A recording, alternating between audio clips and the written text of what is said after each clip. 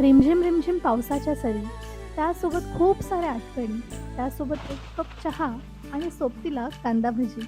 तर चला आज बनवूया कांदा भजी, पण थोड्या वेगळ्या प्रकारची. रिमझिम झिलमिल पाऊस धारा तन मन फुलवून जाती.